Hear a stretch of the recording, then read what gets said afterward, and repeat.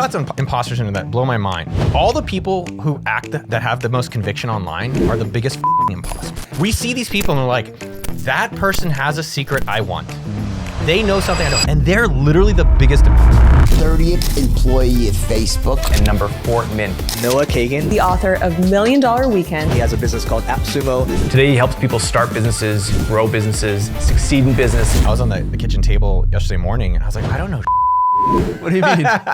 Meaning that when you start thinking you know everything is when you stop learning. Oh, wow. What are some other decision-making frameworks that you use to make either life decisions? It's a 3-stack column. Step 1 is, do we want to build the product? Step 2, is it viral? Step 3.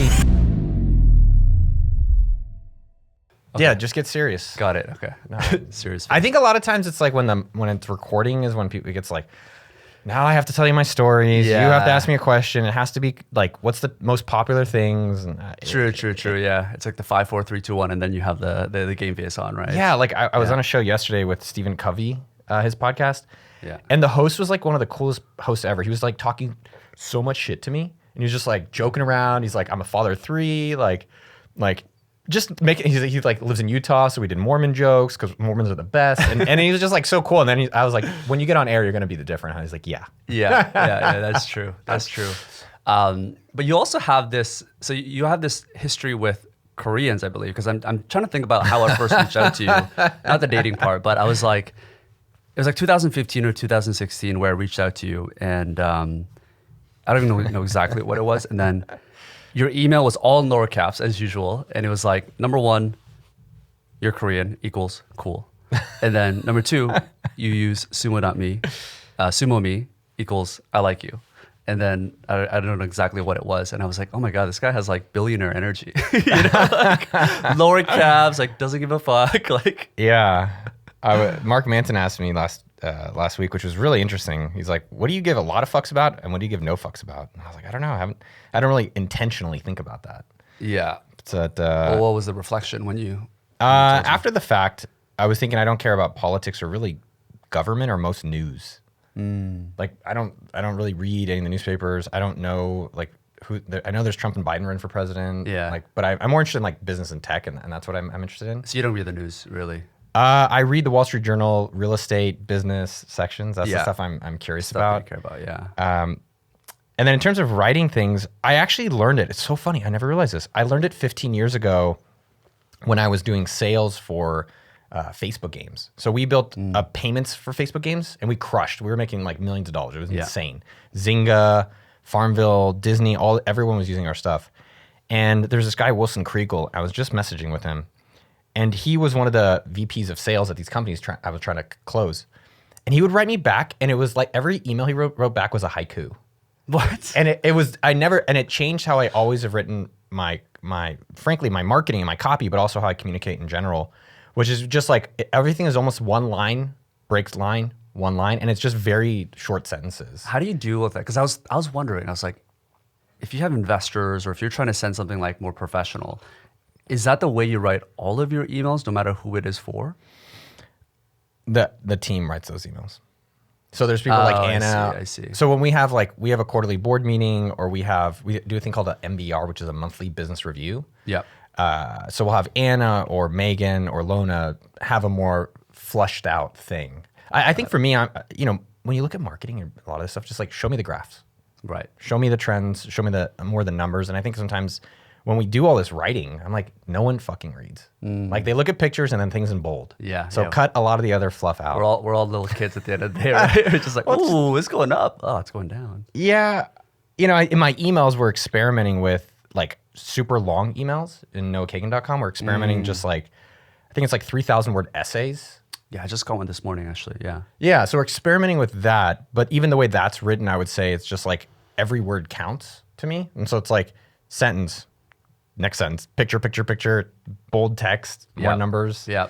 I've just found, and I think copywriting and communicating is just underrated. I don't think people are thinking enough about how they're messaging other people, how their messages are received, how they want to like get their points across. And the better they do that, they can make sales, they can get wives, Right. they can build businesses. Wives? How do you get wives with using copyright? Well, it's all Like bubble? communication, right? It's all communication. right. Like as I talk in $1 Million Weekend, chapter 2 is all about asking. And what is asking? It's communication. It's Yeah. like, how do you start asking? Like you're going to go to Brazil. You're going to ask girls for dates, Right. or they'll ask you.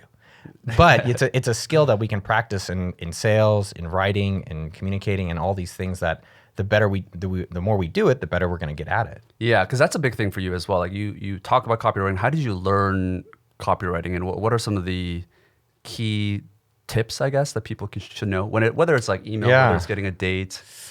Let me preface this is that when I was in Berkeley, I was in English as a second language. And I'm from America. Like I grew up in San Jose, California. I suck at language, Interesting, right? I suck okay. at English. My girlfriend at the time, shout out, thank you, Christine Tran. She would like help me with a lot of the English stuff. Wow, I was just really a bad. Vietnamese woman. What's that? A Vietnamese woman. A Vietnamese woman, yeah, she was great. And it was just something I had to practice. I think that's the bigger thing versus necessarily the technique of it, because we all have a different style. And yeah, I'm trying to think of some of the hacks that have helped me get to where I am. Besides like do it a lot, I think that's probably the most important one is just like write and write and write. Like the crazy thing from yesterday, just to give you an example of copywriting, I've been writing online on my site for 24 years, Crazy. which is, it's a long time. It's I think it's almost as old as you. And what's interesting about it though, and this is the kind of part about writing and success, I would relate the two in terms of like techniques of writing. 4 articles in 20 years have gone viral. 4. Really 4. Tony Robbins, why I walked out on him. Yeah. How I made $1 Million Business, which is what $1 Million Weekend became. Why I quit Facebook, and ayahuasca. And I've written a lot of articles. And so it is a skill and realizing not all the things you're going to do right. So you have to keep writing. Do you think that was about the copywriting there, or was it about the topic? I think it was a contrarian argument around a common theme. That's a broad topic. Right. Right. So Tony Robbins, everyone likes him. It's not that I was trying to write a negative. It was just like, I didn't like it. And no one ever says that. And then ayahuasca, you just hear about, like white people puking in Peru. Yeah. And that's what I only heard. And I was like, this shit sucks. Yeah. Right. And it didn't fully suck, but here's my experience with it. So I think it's being mindful. What's your unique angle that people actually would care about? And I would say with copywriting, probably the easiest thing to do would be read your stuff out loud and then have yourself and or someone else edit it. So Read yourself out loud. That's a great tip. Yeah. So for instance, I do therapy every month. We were talking about that. Yeah. I record all my sessions. I record all my business coaching sessions. I record all my CEO coaching sessions. So one, maybe in the future I can create content out of it or I'll share it. But secondly, I listen to it. Do you? Oh, I feel like that'd be painful, man. It is painful. And then you hear the truth. You hear the truth. Yeah. Cause I'm like, Noah, you're being a bitch here. Right. Or Noah, wow, I really liked your answer. That was smarter than I expected of you. Right. And that's how you edit, right? Like think about my YouTube videos and all the content I make. You're not seeing the first version, you're seeing the 50th version. Yeah. Because we thought about what the topic is that's the most popular based on our audience. And then we like read it, wrote it, edit. And then like, 50, I don't know how many hours later, but let's say 2 weeks later, you're seeing the final version of an edited product. Yeah, so it's the idea is just not to strive for perfection. It's probably what gets people not starting even at all in the first place. They're trying to get that girl to say yes right away from the first approach, which is never something that's going to happen. But it also applies to business, applies to email marketing, all of these different things. It's just making mistakes, like embracing the mistake, the failure, rather than trying to go for the perfection the first time. Especially, I mean, you grew up Korean, I grew up Jewish. And it's like we have parents with high standards. Yeah. What are your parents like? Are they very like tiger parents as well? It's funny because now that they're older and they have grandkids, they're more chill. But at the time, my mom was just like, we didn't have friends over. We weren't allowed to use the kitchen. Like I don't know if that's strange for others. Yeah. Like they were cool about like what we wore. We dressed like pretty poorly, me and my brother. I think he still dresses pretty badly. They just cared about good grades. That was the thing. They were like, there's no exception to that. And then it is interesting. My mom is a persistent, like very aggressive woman relative to most people in terms of just like going after something. And it was a great, I think a lot of times in life, it's like, who are the examples you've been modeling? And so there's good elements of her, which is just like, she's like the Terminator. Yeah. Yeah. So was it towards you as well? Or did you just learn by example from the activities that she's done? You're just observing her. Both. Yeah. I mean, I asked her, like, how do you be a good example as a parent? She's like, well, you just do it. You show the example. And I think about that with AppSumo.com, where I think about when I'm responding to someone, criticizing someone else, what am I saying is okay in the company? If I'm responding ambiguously and people don't know what to do, what is that sharing? Yeah. If I'm receiving feedback, I got feedback yesterday. I was talking with the guy at the company. He's like, I really hated how we're doing raises right now. I was like, oh, tell me more. Thank you for telling me. And then he told me, and I was like, I think you should let this other person who makes that decision know about it today. You should tell them to their face. And then you're representing, this is what my mom was an example of it, where she didn't necessarily teach me, but she showed me. And that's how I was able to adapt. But I also think we learned great negatives, right? I learned that like I didn't want to have a job I hated. She was a nurse and she fucking hated it. My mom's a nurse also. And she, oh my God, she complained about it every day. She still complains about it. I'm like, you're retired. Oh, really? my mom loves it. It's and I think that's the whole cool thing for people out here in our society is like, you can find ways to live an awesome life doing work you want to do. Yeah. And keeping yourself, frankly, just busy each day doing the thing that gives you satisfaction. Yeah. It's about self-awareness, I guess, and kind of knowing yourself there. We were just talking outside around kind of imposter syndrome and the things that you've learned, at least that I've learned through my 5-day of therapy versus like your 20 years of therapy. Yeah, it's still on. Yeah, I'll let you keep going with it. No. I was just gonna say, like, what are the things that you've uncovered? Like, we talked about imposter syndrome. Is that something that you also have faced, and some of the things that you had to unlearn from lessons that you've learned from your mom or your dad? Yeah. What's interesting about our learning about ourselves is that there's a problem. Let's say we don't know how to brush our teeth, which is an obvious example. Then you do it and it's kind of weird. And you do it again and again and again. And then 2 years later, you forget that it was ever a thing. And that's kind of that happens with all of us if we just start swinging, if we just start trying to improve in these different things. And what I think for therapy for everyone, it's really this voice in your head that's what's the hardest thing that I'm avoiding? That's therapy. Yeah. Because what you realize about coaching and therapy is if you could solve it yourself, you would have solved it. You would have already solved it. So it's doing the thing you didn't want to do and really looking at yourself in that mirror, which is uncomfortable, but leads you to a better place. So for myself, I started therapy after I got fired by Facebook is when I started because I was really jealous and bitter. And I think I'm honestly 20 years later, I'm still angry. Jealous of what? That I didn't get rich, bitter that these people removed me, bitter that they're better than me, bitter that, I'm never going to be successful. And that was like, it was still, even to this day, like I'm driving, putting on some like reggaeton and I'm like, fuck you motherfuckers. And I'm like, dude, it's crazy. I'm like still like. Why reggaeton? I don't know, just like there's a good song by Quevedo. Just randomly? No, it's just a good song. Okay. But I'm still like, and it's something I'm working on now where how do I move towards love and positivity versus just like, it drove me. It was a really great motivator for still to some extent where I'm like, I want to prove them that they made a mistake and prove myself right.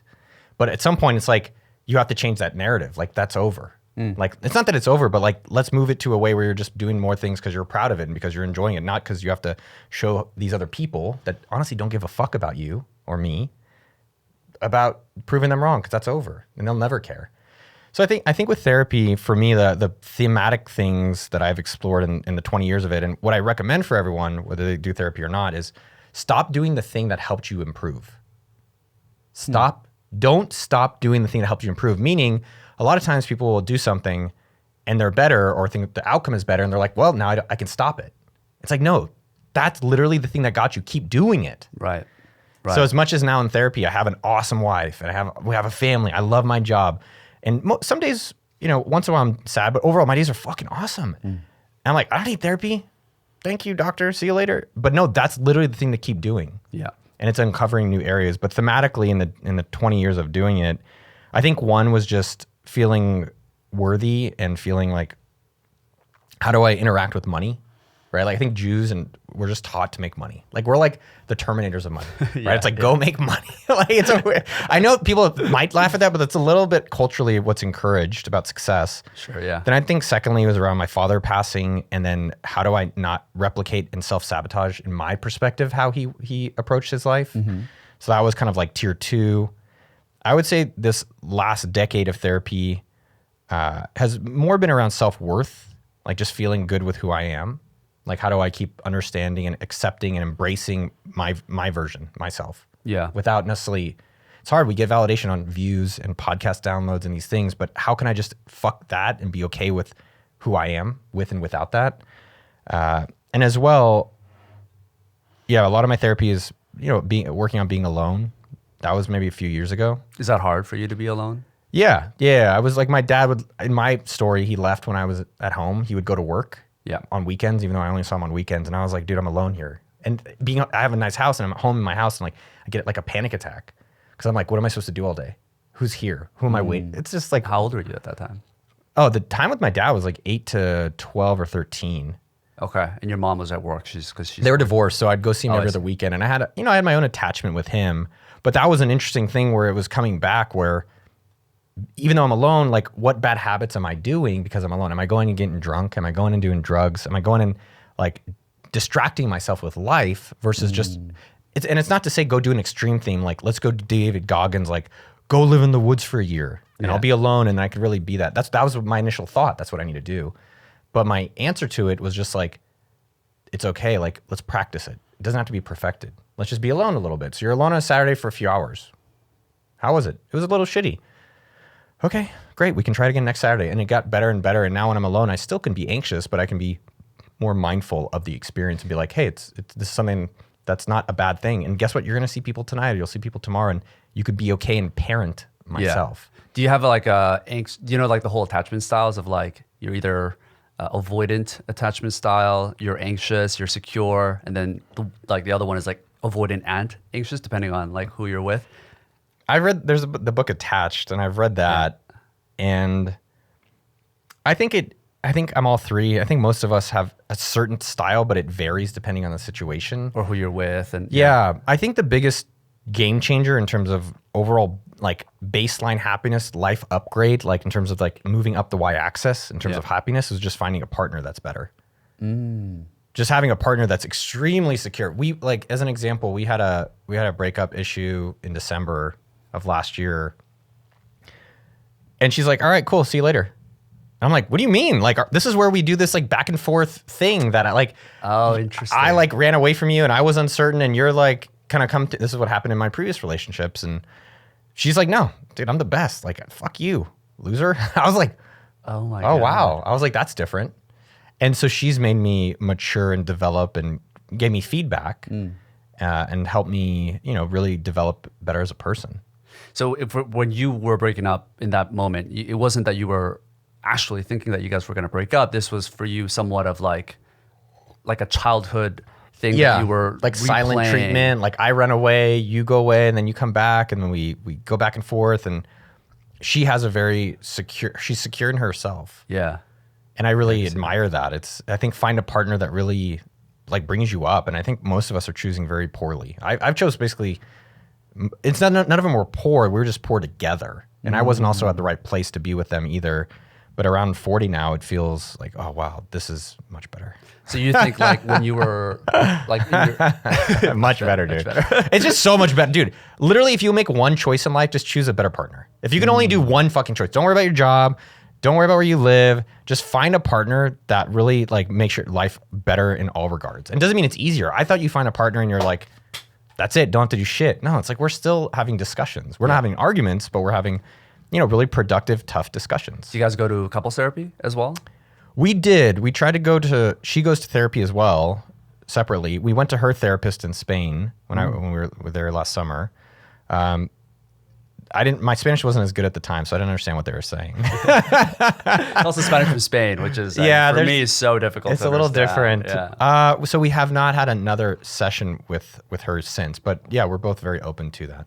That's awesome. Yeah, I always think about that as well. Like I was just talking about my relationship as well, and I feel the people that I want in my life now has changed a lot, and maybe it'll even change in 5 or 10 years. Like, what was that progression for you as you were going from 25, which is like a hustler, entrepreneur, and the people that you were attracting and the people that you needed in your life versus maybe at 40 now that you're having kids and everything?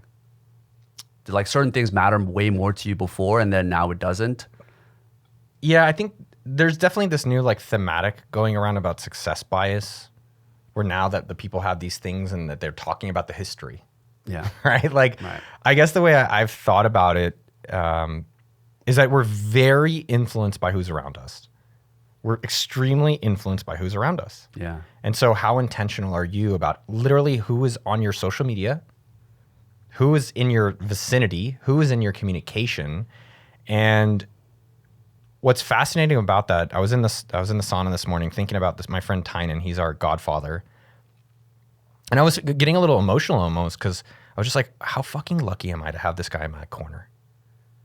Like what a amazing, Tynan.com, check his site out. He's just such a good fucking person. He's morally right. Yeah. Like I had a conflict where I accidentally sent someone $500 because I give people money in $1 Million Weekend. I give them $1. If they're in the book, I literally give people $1. And I accidentally hit $500. And I got really upset because I asked the guy for the money back. He said, no. He said, you're rich. You have more than enough. Wow, okay. And then I went, Tynan was actually here we were having tea and we were hanging out. And he's like, that $500 is going to make his fucking year. And for you, you won't even notice it. And I know you're bitter about it, but like, you made a mistake. It's okay. You're going to forget about it in a few weeks and you'll move on. And that's the morally sound, like secured person approach. And so in terms of the people I'm around, I think really more in my 30s, I was like very intentional about who I'm interacting with on a regular basis. And that's the caliber of men that I feel lucky. Yeah. I feel very lucky to be with him. And now I will say probably around 85% of my surroundings are people with babies. Oh, wow. Right. So like my best friend Dan from Tropical MBA had a baby. They're having their baby in April. And I definitely think that I'm a younger brother. So I do think younger brothers copy people more than an older brother or older sister is a trailblazer. This is how I've perceived it. And that it's definitely influential. So I do think if you're around a bunch of people doing nothing, you might do nothing. If you're around a bunch of people that are trying to live nomadic, you'll do nomadic. If you're with people who are living suburb lives, like you'll probably be influencing that. And so I think the takeaway there though is how intentional are you around the inputs that you're receiving from your peer group? Yeah. How do people get around those peer groups? Because obviously you have a lot to give, right? You've worked on yourself a lot. You're successful. You have a lot to share in terms of knowledge. But for anyone just listening to this, it's kind of confusing, right? They're like, how do I actually surround myself with people that are amazing that can influence me? You know, I'm hanging around with shitty people. Like, how do they get around? We all have those, that phase in our life, right? We do, so, and I do want to talk to the imposter thing because I think that's a good. I know you're mentioning it. Yeah. So the people I'm meeting, they're not. When I met them, they weren't at the level they are now, but they were the same person. So I think you just have to be mindful. And again, you can get it for free on YouTube. You can get it for free on Podcast World. You can have these people in your earbuds being with you. And then what I would look for is their online groups. So is there Join Hampton or is there Dynamite Circle or $1 Million Weekend. We have more entrepreneurs who are starting out. We have a free Slack group and just start looking for it. And so let's just reverse time. Neville Medor, who's one of my best friends, he's coming to the wedding tomorrow. He and I were both blogging about personal finance. So I reached out to him and I was like, hey, you like personal finance? I like finance. Could we have coffee?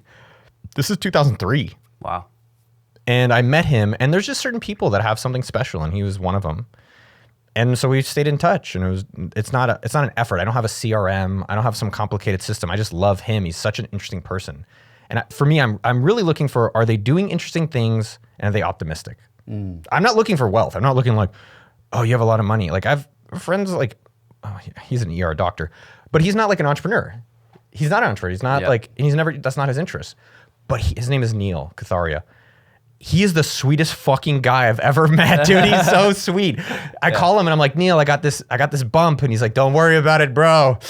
And he teaches me a lot about how to be more kind and how to be more kind to others. He's just so giving. And that's someone who I met and I was like, okay. And he's like, hey, you want to play basketball? This is maybe 4 years ago. Yeah, we went to shoot hoops. And then after I hung out with him twice, I was like, wow, this is someone special. And it's not collecting him. And I don't think, sometimes I used to feel more self-conscious. I'm like, why do they even like me? Like, what am I giving to them? I don't know. Like, they're not asking for money. Like, I don't know. Maybe they like hanging out with me too. Yeah. And that was something. You yourself a lot for that. Yeah, I would be self-conscious where I'm like hanging out with, Tynan. And I'm like, man, this guy bought an island. This guy has a boat in Vegas, which I don't know if people go boating in Vegas, and he's really into tea. And you just start realizing over time where you feel better about yourself and you're surrounding with these kind of awesome, positive people, and they don't have to be rich. It's not about that. It's just they have to be interesting and positive. So I would say I cultivate it. And then I'm very mindful, especially as I'm getting older, because there's less time available, especially as I'm becoming a father, like literally how I'm spending every hour. Yeah. That's why, like, even the show, you're like, hey, drive across town. I'm like, I'm not going to do it anymore. In my 20s, I would fly across town. I would fly and do these things. And now it's more what's really my priority and how am I lining up for that? Going back to imposter syndrome. So we talked about how that can either help or not help with cultivating friends and a good connection. How does that work for you now when it comes to your career and spending money? So a few thoughts on imposter syndrome that blow my mind. All the people who act the most that have the most conviction online are the biggest fucking imposters. That's the problem. Right. We see these people and we're like, that person has a secret I want. They know something I don't, and they're literally the biggest imposters. Which is crazy. It's crazy. The people who are not the imposters aren't posting about it online. Straight up. And I'll talk about myself, but I guess a question I would ask you, how is someone thinking of themselves as an imposter helping them? Like, what is that doing? Let's take yourself. I'm not saying you're saying that you are or not, but the fact that you're thinking maybe you're an imposter or something, like, how is that benefiting you? Like, what is that doing for you? Even having that thought. The only benefit that I see, and I don't know if that's from imposter syndrome, is I feel like I need to work harder, right? It's kind of like I related to a lot of the things that you said. We were listening to reggaeton, and you got super mad. For me, it's not really reggaeton, but it was probably something else, some other song. But I use that as fuel in some ways, and it can work to a certain degree, but it's probably not a long-term strategy. And I can think about like the things that I want or the things that I've achieved. And if I think myself, like, I don't really feel like I deserve it, then my reaction is to work even harder. So it's kind of this like reinforcing cycle, I feel. And the same thing can be with anger. It's like, I'm curious to know what motivates you now, because for me, anger has driven me for a while as well. You know, Koreans have this thing called Han. I don't know if you know. What's Han? Han is like Korean, like, anger that's been developed through the Japanese colonization from, like, you know, 30 years in the 1910s. And it does drive you, like, to a certain degree. It's not healthy at all, but, you know, the work ethic can increase from having some sort of thing that fuels you. And now I'm trying to figure out what are the other things that I need to motivate myself with. And curious to know what that is for you. A few comments on that is that, one, it's okay to be lost. It's okay to not be known. It's okay to my cousin texted me this morning. He read $1 Million Weekend and he's starting businesses. And he sold bagels. And I was like, awesome. And he's like, yeah, it didn't work. Awesome. Great. We can find something that does work. And the whole point I was saying is, like, this is the unknown. This is literally where all the growth is. You don't grow in the known. You just don't. You grow in the areas where you haven't explored before. And that's how you're expanding your capabilities. So I would say just, we can be okay being patient. We can okay being lost. Say secondly, imposter syndrome to me is that we want to take ourselves back. We want to take ourselves down. Because if I'm an imposter, then it's okay. I don't have to do it. It's okay. I don't have to do it. I'm an imposter. Like, it's the thing you're doing is if we're holding ourselves back. And I think a lot of people, the way I've noticed our society, which is crazy, is that we're evolving past the certificate lifestyle, meaning that you don't need a certificate to be a certified person anymore. Like, there's this crazy thing my girlfriend showed me, Jay Shetty. I guess he's not a monk, okay? I don't know there's like a monk school. Right. But like, where's the certificate where you go to get monk school approval? And so I think that's just kind of interesting, where more and more now there's business gurus, there's all these people that don't have certificates.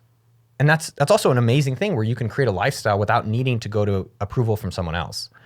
Now, how I've solved imposter syndrome is that when I was putting together $1 Million Weekend, I had imposter syndrome. Like, who am I to teach people? Who am I to teach people? And now, then I took a step back, and there's two ways that I did help recognize that. Number one, I was like, okay, well, let's just look at it objectively. You helped build Facebook, you helped build Mint, you've built almost 10 companies that have made 7 figures, and now you're running a $100 million a year business. And you have a YouTube channel that's done pretty well, and you've helped people with monthly 1K, which has helped over 10,000 people. I don't know, man. Like that seems like a pretty legit person. Yeah, that's like 0.01%. You know? Yeah, and not even in terms of wealth, but in terms of like literally starting, Tidy Cow, King Sumo, SendFox, and I've started a lot of failures too. Hall Drop, Meat Fam, Sleek Bio, Reward Level, Software Talk. Like I've done a lot of it where most people are aiming that. And so if you actually step back and look at yourself objectively, like, okay, maybe I've done a few of these things, whether I'm having a show. I think the second thing that I've thought about that's really solved imposter syndrome is like, imposter syndrome is the belief that I cannot help the other person get the result. That's really what we're saying. We're saying, am I an imposter? Like, who am I to have a show? It's like, well, what's the show about? The show is about sharing about how men are developing, or the show is about teaching people marketing, or the show is about teaching people gardening. Okay. So let's just go down to the basic element, the fundamental of our show. Can I impact and teach one person or share a story that might help them on this journey? Just one person. Okay. And do that. And then once you do that, you're like, well, whether I'm an imposter or not, I help this person. Right. So it's not making it, trying to help millions of people. It's figuring out one person, that avatar person that you think, or maybe has given you some feedback, and that can be like a reinforcing cycle, right? Exactly. And you do one person, and then you guess what? You know what you do after one? Then you just do the second. So with $1 Million Weekend, I did these weekend cohorts, 5 people with me for a weekend. And I did it every weekend for 6 months. Then I had a guy live in my fucking house for a weekend. And then then people ask me like, hey, does it work? I'm like, fuck yes, it works. I'm literally having people live with me. Like, besides I've done it myself, besides I know I can do it again and again and again, I'm doing it with these people. Now, I think I would just end with it, which is, what's the opposite of an imposter syndrome? What's the opposite of it? And how do we encourage more of that? Yeah, someone that is comfortable with their own success, with who they are, they're confident innerly. And someone that is reassured. Yeah, we need more assured syndrome. We need more assured syndrome. Like, hey, you actually might know more than you think. Yeah. And if you don't, guess what? Like, I was even thinking about $1 Million Weekend, and I was on the kitchen table yesterday morning, and I was like, I don't know shit. What do you mean? Meaning that when you start thinking you know everything is when you stop learning. Yeah. And when you start realizing you might be wrong is when you start realizing you can get even better. And so I think when we think of experts or perfectionists, like they think that they can't make mistakes, but the mistakes is how you keep better and better and better and better and better. Yeah, right. And it's kind of like you don't know what you don't know, and being able to embrace that kind of opens you up to be more curious, because if you think you know everything, then you're not going to be seeking those answers. You're not going to be asking for help. Yeah. Which is another thing that I find really hard also, like asking for help. Is that something that you've had to work on, or is that something that you're comfortable with? Like, being vulnerable, asking for help. What would be something you'd want to ask for help? Or what's the last time that come to mind that you wish you would have asked for help? Or what's the last time you did ask for help? Let's change it. What's one thing you'd love to ask for help right now? Probably my business, like where we're going to go. Probably a question that I would have for you, actually, but maybe we can talk off air about No, it. we could. I mean, we got 17 minutes. Okay, yeah. So for me, we're hitting that 8-figure pretty soon. Congrats. And trying to figure out like where we should go after. Like, should we sell the company? Should we bring on certain management talents that we haven't had before? It's kind of this almost like nerve-wracking thing, and this goes back to the imposter syndrome thing. Curious to know like how you went through that as well, and maybe this is relevant for a lot of people. So first part, I just want to take a step back. Give yourself some props. I talk about this and I don't think people will get it. We're not doing enough positive self-talk. You literally just asked for help. And you're like, hey, it's something I'm not really good at. You literally just did it. Yeah. So I hope later today you're like, oh shit, I am actually doing it. I think there's imposter syndromes and we don't do these things. It's not that they're bad. It's just like, maybe we're doing it and we're not giving ourselves the credit or the positivity internally about that. And this is recorded too, so I'm going to watch this back. The only podcast I've listened to back, The only one, really? Yeah, I don't really watch it. Dude, you want to change the game in your life and your business? Like, just go edit your stuff. Like, I still listen to my shows. Really? Like, I was driving, it was so funny. We were driving home Sunday from the mall, and I'm putting on the episode where I share my calendar. I think it was my scheduling on my Noah Kagan Presents podcast. Yeah. And I'm listening to it, and my wife now, that's so weird to say. She's my girlfriend. Wait, not yet, right? She's my girlfriend now. She's going to be my fiance tonight, and then tomorrow she's my wife. she like looks up from her phone and she's like, are you listening to yourself? It's so funny when people see that. Dude. And she was like, what are you doing? I was like, this is really good. And look, to be clear, I've done things that I'm like, this is shitty. This is shitty. But at the same time, it's also not a bad thing to be proud of ourselves. It's not a bad thing to listen to face a little discomfort of being like, how did I sound? How are my questions? Did Noah talk too much? Did Noah talk too little? How do I want to keep getting better? And you can ask that of others, which I think is a superpower to get feedback, and then ask it of yourself. And as you do that, you're like, how do I keep improving my craft? And that is the easiest way to do it in literally relationships, but specifically also in business. Yeah. I should. I have to get over. Give it a shot. I Give have to it get over one. that. Try it out. I think that's the way we've approached a lot of success in AppSumo, which is try something out. Try almost anything out, really. Even leadership styles. You know, we did like no meeting Fridays, and I'm like, this just sucks because if you have to meet, then you feel weird.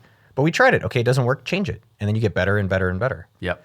The business question is a little broad. I don't know what you're specifically asking. Yeah, that's what I'm saying. Maybe it's better just to talk offline about it. But one of the things I've noticed that you have done is you focused a lot more. And before you were referring to yourself as like the CEO of Sumo Group, and then now it's just like AppSumo. Yeah. And I've noticed that like people that can get to that level of kind of the next level of success, they always preach focus. Like I don't know if you heard that story of Bill Gates and Warren Buffett. Yeah, Bill I've Gates' heard it. parents were introducing them, and then after the meeting, they asked them like, "What were your takeaways?" And they both said, "Focus." Yeah. And people can interpret that in any way, but that's something I've noticed for you in terms of the way even you talk about yourself and the fact that it's like really just all AppSumo. What was kind of the thinking process behind that, and what has that done for your personal life, your business? What I'm fascinated. I am so fucking fascinated with things that everyone knows, but no one does. Right. So true. Like everyone knows if you get drunk before you go to bed, you're gonna sleep like shit. Everyone knows sleep is important. Every fucking human that listens to the show that is out there knows sleep is important. But still we'll stay up late watching a Netflix show and we're gonna have a shittier morning. And we know it. Or this focus thing, everyone knows. Like I don't think it's that much of a secret that billionaires get rich with one business. I've interviewed a lot of billionaires, I've worked for a lot of billionaires, one business. Now, why is it that all these other people are trying to start multiple businesses? Or if you want to get popular in social media and content, you have it on multiple channels. I don't know. I think that's the fascinating thing to really explore for others. And I do get distracted and it's exciting to do new things, but as I'm getting older, my favorite things are the things that work. Like, I don't know which woman said it, but my buddy was sharing this quote with me. It's like, if you want to have variety in a relationship, date one person. Oh, was this Esther Perel? It was one of these women, one of them. Yeah. And the truth is that as I'm committed to my partner, the depth of just focusing on her and really going into her is like, it's just so much more richness every single day. And with AppSumo, I've had that as well, where I would say for 10 years I was okay, AppSumo's working, but let me try this. AppSumo's working, let's launch Sumo. AppSumo's working, let's go over there. And now it's like, this thing is fucking working, dude. Yeah. Like that's the best thing to keep working on. And so everything we're doing is how do we keep improving the core of AppSumo? So we launched 5taco.com. The whole point is it's a software directory for tools for solopreneurs. AppSumo is the deals for solopreneurs. Now there's a directory of all the tools. AppSumo is only the deal part. So it's people that are gonna come search Google or come to 5taco.com and they'll search for tools. And then if they want an alternative, they'll go buy it on AppSumo. It directly is growing the core of AppSumo. Whereas in the past, I would do a lot of side things. Now the other part of focus, which is interesting, I'll give you two more specific takeaways for people out there. Yeah. Is that people don't stop doing things. They just don't stop doing things. We stop doing things all the fucking time. Like AppSumo doesn't have Instagram. AppSumo has killed so many more products than people even realize. And we used to have a thing called Briefcase, which was like a Netflix for software. Oh, I remember that. Yeah. Yeah, it was a $2 million recurring revenue business at some point, which is, yeah, most people be like, that's pretty good. We killed it. That's debatable. Maybe it was a wrong decision, but I found it was distracting us from the core of great software deals in AppSumo. And then we launched sleek bio, shorty SMS, email badge, $1 million email templates, $1 million business idea generator. They're things no one's ever heard of because we killed them. How do you decide what to, because you still have a lot of things that are going on, right? You still have like sumome.com. We sold that. Oh, really? Yeah. We sold it to these guys, awesome guys, Davy Jones. Yeah, but they're running it, they're improving it. We asked ourselves strategically today, for our customers and our business, would we launch this again today? And the answer was no. It's like, okay, get rid of it. Either sell it or close it down. Got it. So removing that. So yeah, again, everything is about the core. Yeah. So we have original products. And I think your question, which is interesting, is, and people know about return on time, but they just don't really evaluate it. So an easy way to evaluate your return on time is put estimated values to your actions. So what I mean by that is we have the originals team. They build all of our low price entry alternatives. So tidycal.com, sendfox.com, and kingsumo.com, and our new product, breezedoc.com, which is a DocuSign alternative. Oh, and nice. all of those are low price products to get people to come into the AppSumo ecosystem. So even those, it's still a centerfold, just like the book is. I mean, at the end of the day, the book is not an advertisement, but it is a way that if you want to start entrepreneurship, it's the best book for entrepreneurs to start. Yeah. And as you want to start entrepreneurs, you're going to need advice and tools, and that's appsumo.com. right. And the book is definitely, our traffic and brand searches have gone up dramatically since the book's come out. Oh wow, congrats. Yeah. Yeah, it's been cool. We've definitely been shy as a company. I've been shy, and I haven't really, the book has been a great excuse to go promote, which is kind of a surprising thing. But in terms of coming to this focus, I would say stop doing things is what people aren't doing. And as well, be very limited on your goals. Like have very clear goals. Like, so AppSumo has a net revenue goal, 56.6 million net revenue. What was it doing last year? Or what did it do last year? Last year, we ended at 53.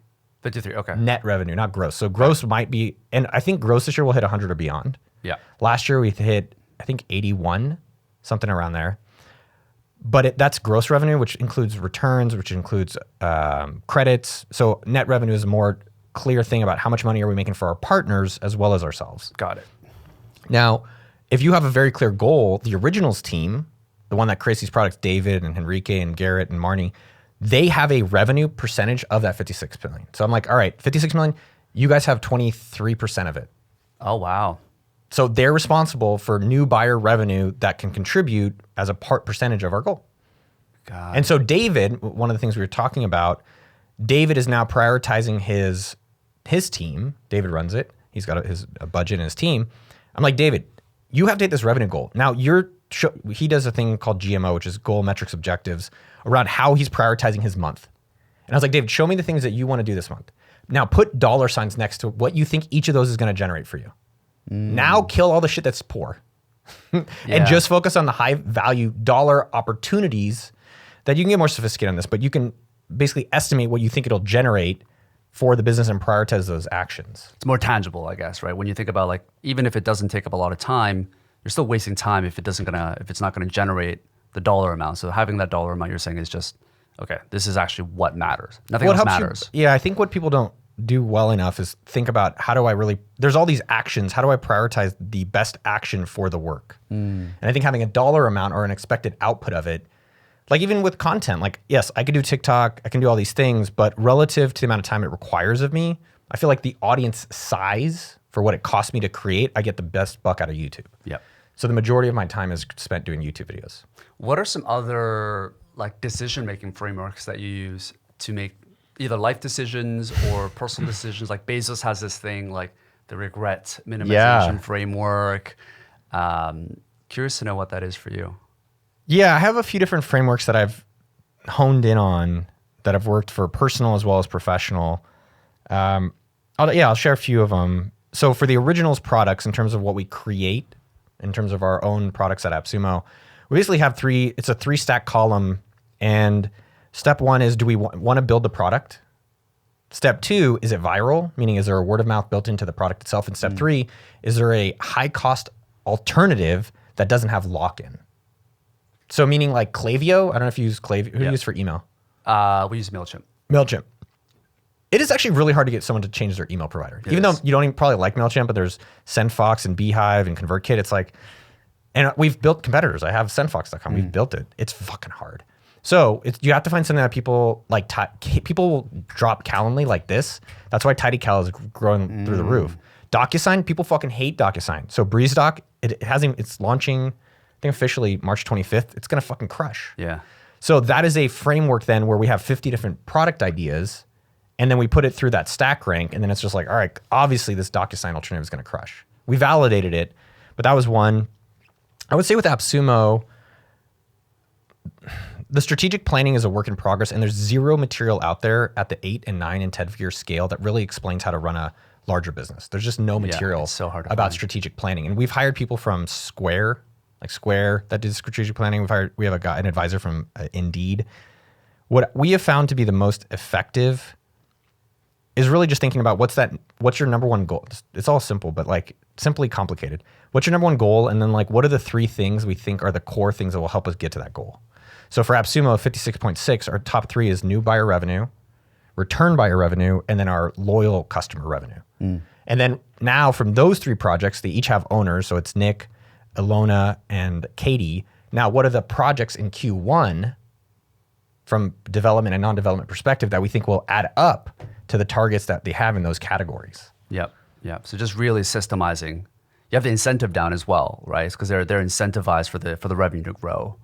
Certain roles are, yeah. Yeah. I think show me incentives and I'll show you behavior, but incentives definitely change it. And then in my personal life, I've shared it on noahkagan.com. If people sign up, they'll see it. I think the easiest way to figure out how to approach your own life is just to work backwards and write a fantasy story. So I call it my dream list. And so just literally, I like yearly. I think beyond a year sometimes is too much for people to process.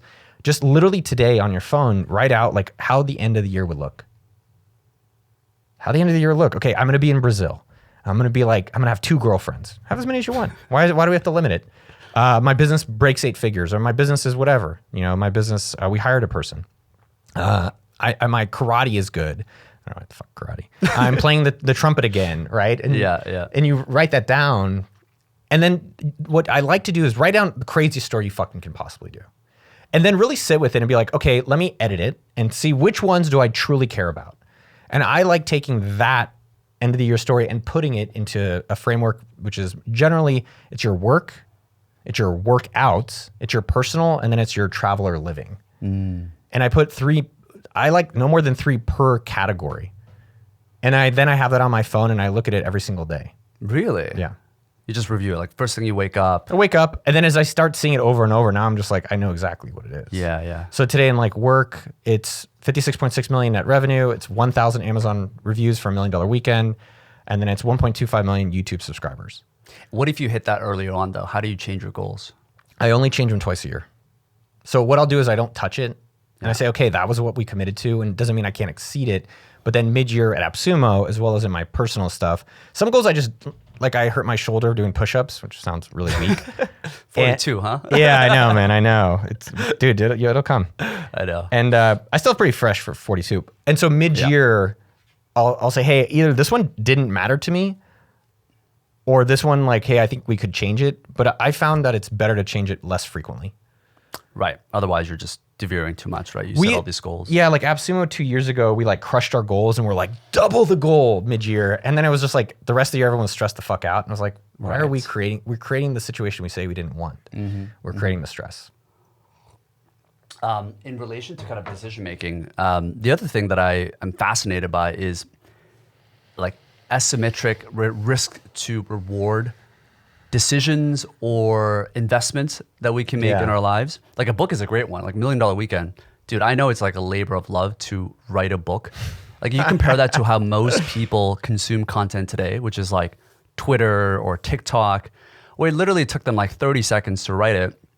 But a book is like multiple years.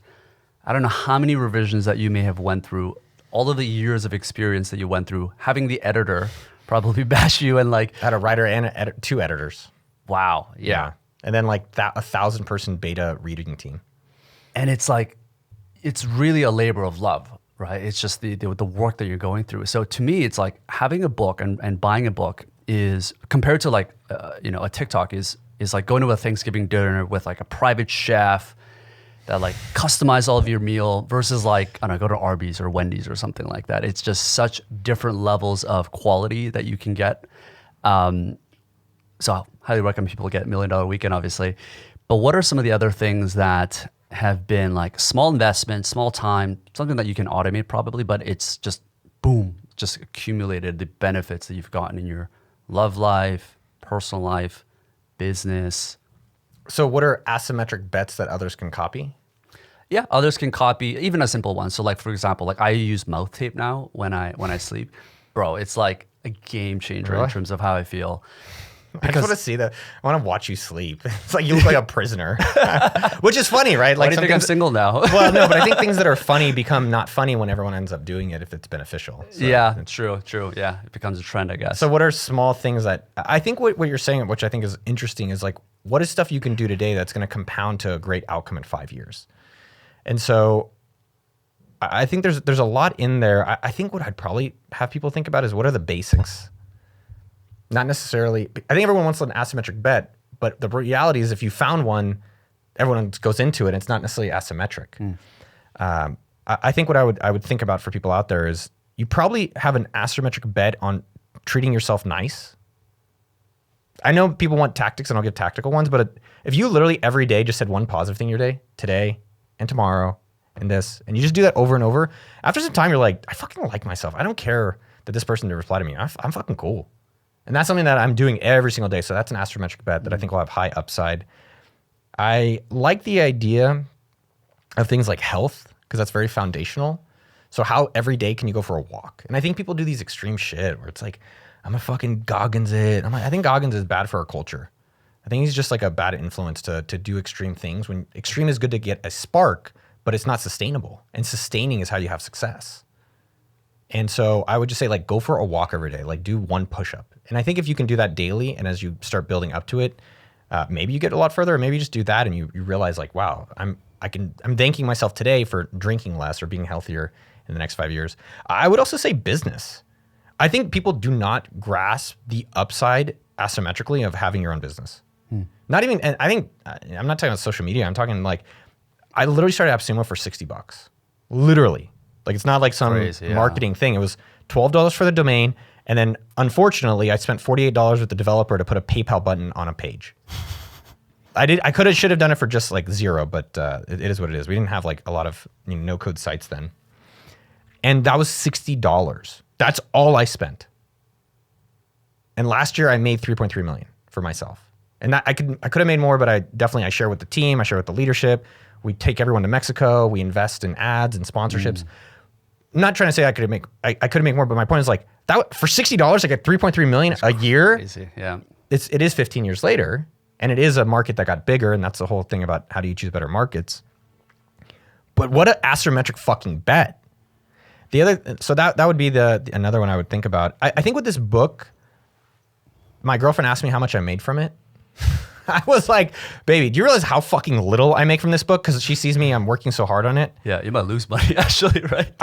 Well, I was spend. calculating it. Yeah. Well, because like yesterday I woke up 11 o'clock interview, 2 o'clock interview, 4 o'clock interview. And I'm in bed last night and I apologized because I said, I'm running around too much. And she's like, yeah. Just was like, I need you to be here with me. And I was like, you're right. Thank you for that.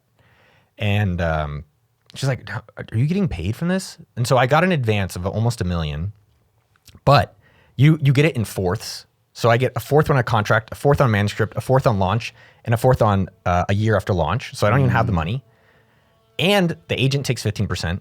And then Tal Raz, who's my co-author, who's a phenomenal, he took, let's just say half. And then I hired a full-time book marketer. Then I hired Charlie Hohen as an editor. Then I paid Neville Medora as an assistant editor. So I think after all things are said and done, I'll have $100,000 in a year. That's so crazy. From the book. But here's the asymmetric thing that's really interesting. Yeah.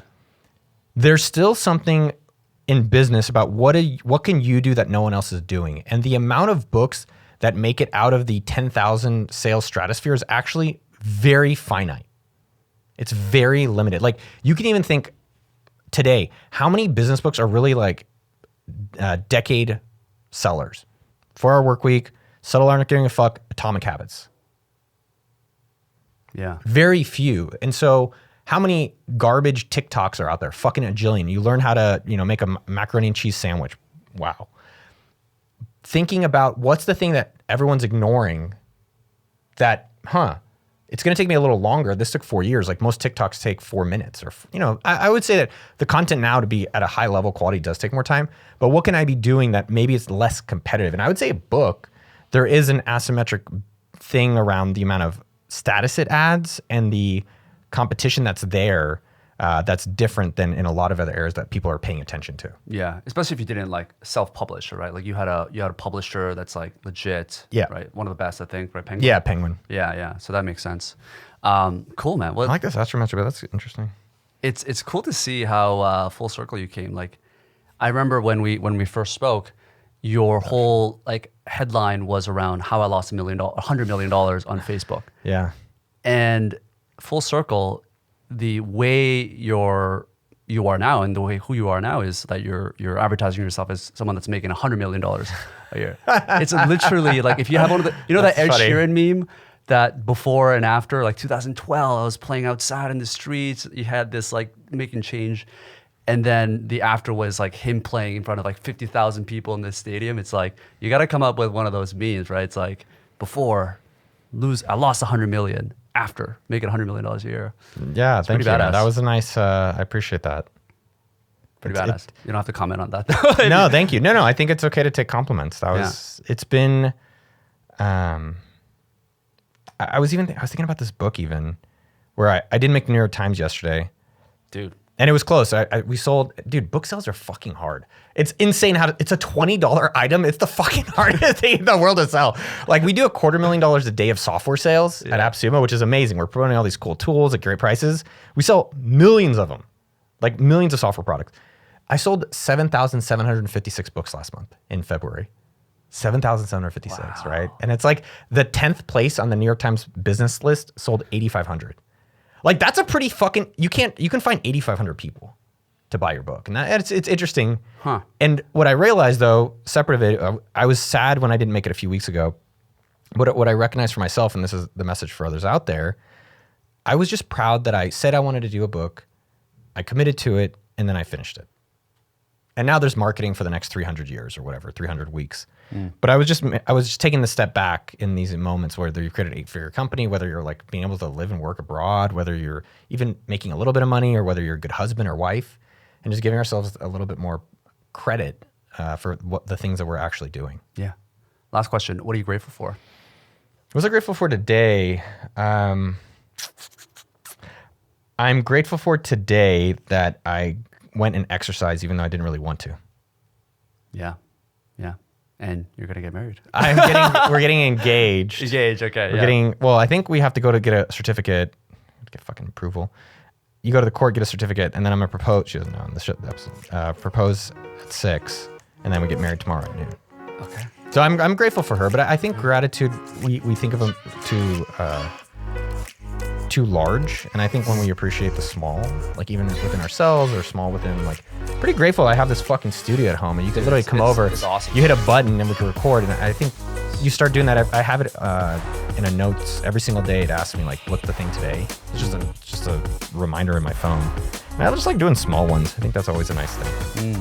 Well, you're awesome, man. I appreciate you coming on. All right. Go get married.